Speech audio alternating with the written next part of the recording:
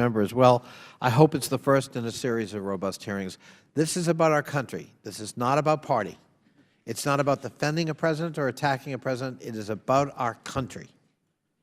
We have seen, and by the way, my friend from California compared apparently Vladimir Putin to the late mayor of Chicago, Richard Daley. I went to school in Chicago during his mayoralty. I didn't know him, but I assure you, Vladimir Putin is no Richard Daley. Richard Daley didn't have his political opponents assassinated.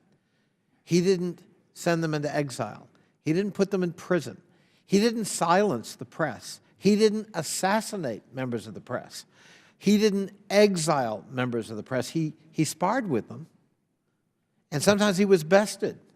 The late Mike Royko made a career out of making fun of Richard Daley, and a very good career at that. Never was there a movement to silence or fire Mike Royko. There is no comparison.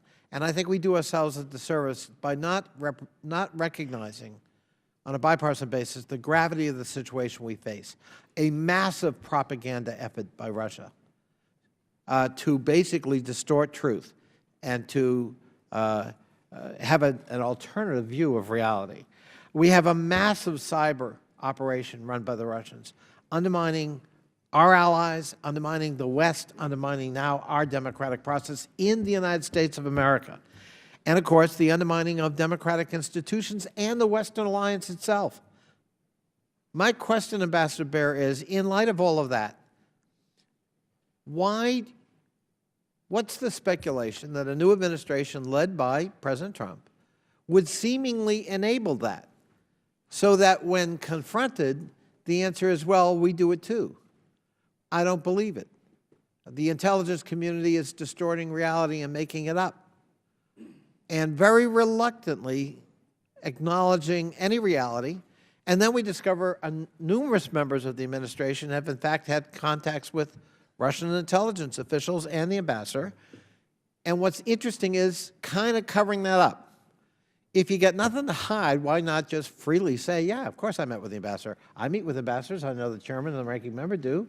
I haven't met with the Russian ambassador, nor would that be a meeting I'd forget. But I wonder if you could help me understand or shed some light on why in the world would any American administration want to be enabling, seemingly, this pernicious, insidious effort by the Russian government? To answer your question directly, Congressman, I don't believe that any administration of the United States, whether Democratic or Republican, should be working to enable any other government, particularly one that is an autocratic regime. I think your question highlights that there are two separate issues at play, and I guess we've been focused on the first, which is the issue of what exactly was the nature. It is my perception that the Russians perceive their engagement in our elections to have been the most successful Russian intelligence operation since the end of the Cold War.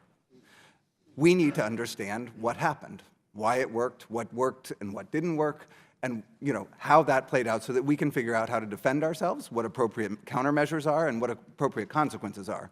That's one set of issues. That's a national security issue, as you and others on both sides of the aisle have highlighted. There's a second set of issues that is about the allegations that have arisen about the possible collusion of certain officials with that effort.